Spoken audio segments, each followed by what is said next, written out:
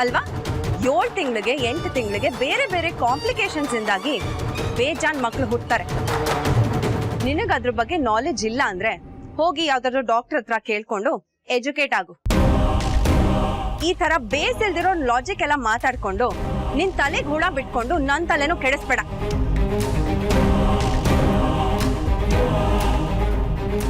ಸರಿ, ಅದೆಲ್ಲ ಬಿಟ್ಬಿಡಿ. ಅವಳ ಕಣ್ಣು ಯಾಕೆ ನಂತರ ಅವಳ ಮುಖದಲ್ಲಿ ನನ್ನ ರಿಸೆಂಬ್ಲೆನ್ಸ್ ಕಾಣಿಸುತ್ತೆ. ಯಾಕೆ? ಕಣ್ಣಲ್ಲಿ ಕಾಯಿಲೆ ಇದ್ರೆ ಕಾಣೋದೆಲ್ಲ ಹಳದಿನೇ. ಫೈನ್, ಅದನ್ನು ಬಿಟ್ಬಿಡ್ತೀನಿ.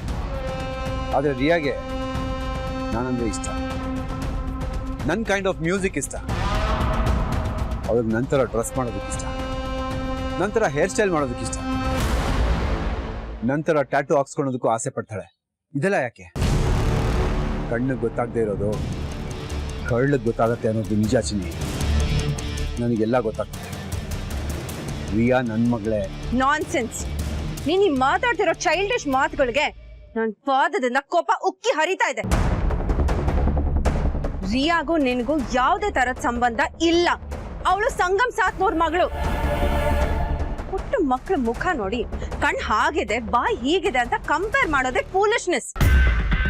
ಇನ್ನು ಅವಳು ಯಾಕೆ ಆ ತರ ಡ್ರೆಸ್ ಮಾಡ್ಕೊಂತಾಳೆ, ಯಾಕೆ ಆ ತರ ಹೇರ್ ಸ್ಟೈಲ್ ಮಾಡ್ಕೊಂತಾಳೆ ಅಂದ್ರೆ because she is your big fan. ಅವಳು ಒಬ್ಬ ಅಭಿಮಾನಿ, ಎಲ್ಲ ಅಭಿಮಾನಿಗಳ ತರ.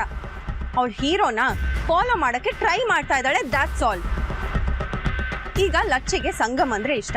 ಅವ್ನ್ ಹಾಡು ಅಂದ್ರೆ ಇವನ್ಗೆ ಪಂಚ ಪ್ರಾಣ. ಅವನ್ ಹಾಗೇನೆ ನಡ್ಕೊಂತಾನೆ, ಅವನ್ ಹಾಗೇನೆ ಹಾಡ್ತಾನೆ. ಇವನ್ಗೆ ಇಷ್ಟ ಆಗೋದು ಅವನ್ಗೂ ಇಷ್ಟ. ಸಂಗಮ್ಗೆ ಚಿಕ್ಕಿ ಇಷ್ಟ ಅಂತ ಇವನ್ಗೂ ಚಿಕ್ಕಿ ಇಷ್ಟ. ಹಾಗಂತ ಲಚ್ಚಿನ ಸಂಗಮ್ ಮಗ ಅಂತ ಹೇಳಕ್ಕಾಗತ್ತಾ? ಲಚ್ಚಿಗೆ ಸಂಗಮ್ ಕಂಡ್ರೆ ಇಷ್ಟ, ಹಾಗೆ ರಿಯಾಗೆ ನಿನ್ ಕಂಡ್ರೆ ಇಷ್ಟ. ಅದಕ್ಕೆ ಅವಳು ನಿನ್ ತರ ಯಾವಾಗ್ಲೂ ಆಡ್ತಾ ಇರ್ತಾಳೆ. ಇದ್ರಲ್ಲಿ ಯಾವ ದೊಡ್ಡ ರಾಕೆಟ್ ಸೈನ್ಸ್ ಕೂಡ ಇಲ್ಲ. ಇಲ್ಲ ಚಿನ್ನಿ, ನೀನು ಈಗಲೂ ನನ್ನಿಂದ ಏನೋ ಮುಚ್ಚಿಡ್ತಿದ್ಯಾ. ನನ್ನ ಮನಸ್ಸು ತುಂಬ ಸ್ಟ್ರಾಂಗ್ ಆಗಿ ಹೇಳ್ತಾ ಇದೆ. ರಿಯಾನೇ ನನ್ನ ಮಗಳು. ಪ್ಲೀಸ್ ಚಿನ್ನಿ, ಇದೊಂದು ಸತ್ಯ ಹೇಳಿ ಸಾಕು. ನಾನ್ ಇಷ್ಟೊತ್ತು ಹೇಳಿರೋದೇ ಸತ್ಯ. ಒಬ್ಬ ತಾಯಿಗ್ ಮಾತ್ರ ತನ್ನ ಮಗು ಅವ್ರ ಅಪ್ಪ ಯಾರು ಅಂತ ಗೊತ್ತಿರೋದು. ಅದನ್ನ ನಂಬ್ತೇ ತಾನೆ ನೀನು? ಹಾಗಿದ್ರೆ ಇದನ್ನು ನಂಬು. ನಂಬ್ಲಿಲ್ಲ ಅಂದ್ರೆ ಅದು ನಿನ್ ಹಣೆ ಬರ. ಯಾರು ಏನು ಮಾಡಕ್ ಆಗಲ್ಲ.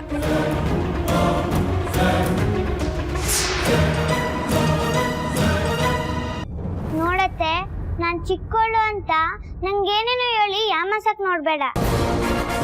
ಈ ಮನೆಗೂ ನಮ್ಮವ್ವಂಗೂ ಏನೋ ಒಂದು ನಂಟಂತೂ ಅದೆ.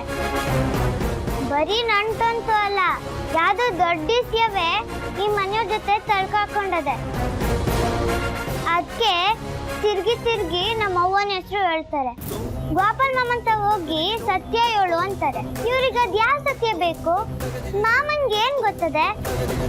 ನಿಂಗೇನ್ ಗೊತ್ತದೆ? ಹೇಳ್ಬಿಡು ಶಾಂತತೆ. ಸುಮ್ಕೆ ನನ್ನ ಸತಾಯಿಸ್ಬೇಡ. ನೀನೇನ್ ಲಚ್ಚಿ ಯಾವ್ದ್ಯಾವ್ದನ್ನೋ ಸೇರ್ಸ್ಕೊಂಡು ನಾನ್ ಏನೋ ತಪ್ಪು ಮಾಡಿವ್ನಿ ಅನ್ನಂಗ್ ಮಾತಾಡ್ತಿದ್ಯಲ್ಲ. ನಿನ್ ಕಣ್ಮುಂದೆನೆ ತಾನೇ ಈ ಮನೆಗ್ ಬಂದು ಸೇರ್ಕೊಂಡದ್ದು.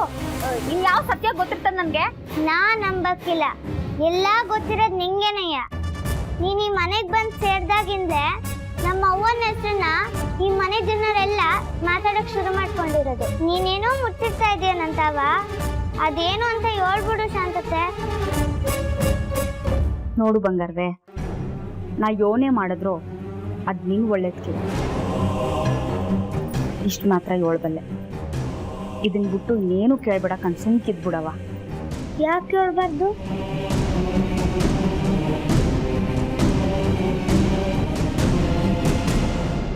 ಈ ವಿಷಯ ಮಾತಾಡಿದ್ರೆ ಯಾಕೋ ಬ್ಯಾಡ್ ಟೈಮ್ ಶುರು ಆಗಿದೆ ಅನ್ನಿಸ್ತಾ ಇದೆ ಜೆ. ನನ್ ಕತೆನೆ ಮುಗ್ದೋಯ್ತು ಅನ್ನಿಸ್ತಾ ಇದೆ. ಆ ಭದ್ರಿಗೆ ರಿಯಾ ವಿಷಯ ಗೊತ್ತಾಗ್ಬಿಟ್ಟಿದೆ. ರಿಯಾ ತನ್ನ ಮಗಳು ಅನ್ನೋದನ್ನ ಅವನು ತಿಳ್ಕೊಂಡ್ಬಿಟ್ಟಿದ್ದಾನೆ ಜೆ. ಇನ್ನು ಎಲ್ಲ ಮುಗೀತು. ನಮಗಿನ್ನೂ ಕಾಟ ಕೊಡೋಕ್ ಶುರು ಮಾಡ್ತಾನೆ ಅವನು. ನೆಪ ಹೇಳ್ಕೊಂಡು ಅವಾಗ ಮನೆಗ್ ಬಂದು ರಿಯಾನ್ ಮಾತಾಡ್ಸಕ್ಕೆ ಬಂದೇ ಬರ್ತಾನೆ. ಬರ್ತಾನಲ್ಲ ಜಿಂಪಿ, ಆಲ್ರೆಡಿ ಬಂದಾಯ್ತು. ರಿಯಾ, ಎಲ್ಲಿದ್ಯಾ? ಹಲೋ, ನೀನ್ ಯಾಕೆ ಬಂದೆ ಇಲ್ಲಿಗೆ? ನನ್ ಮಗಳನ್ನ ಯಾಕೆ ಕರಿತಾ ಇದ್ಯಾ? ನಿನ್ ಮಗಳೇ ನನ್ನ ಮಗಳು ಅಂತ ಆದ್ಮೇಲೆ ನನ್ನ ಮಗಳನ್ನ ನನಗಲ್ದೆ ಕರೆಯೋ ರೈಟ್ಸ್ ಇನ್ಯಾರಿಗಿದೆ? Riya, my dear dot.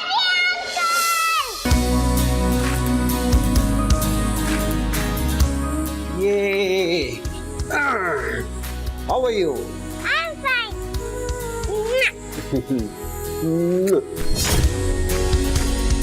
ನೀವೀಗ ಬಂದ್ರಲ್ಲ ನನಗೆ ಹೆವೆನ್ ಸಿಕ್ಕಷ್ಟು ಖುಷಿ ಆಗ್ತಿದೆ. ನನಗೂ ಅಷ್ಟೇ ಪುಟ್ಟ. ಈ ಹೆವೆನ್ನಲ್ಲಿರೋ ಈ ನನ್ನ ಏಂಜಲ್ನ ಬಿಟ್ಟು ಎಲ್ಲೂ ಹೋಗಬಾರ್ದು ಅನ್ನಿಸ್ತಿದೆ.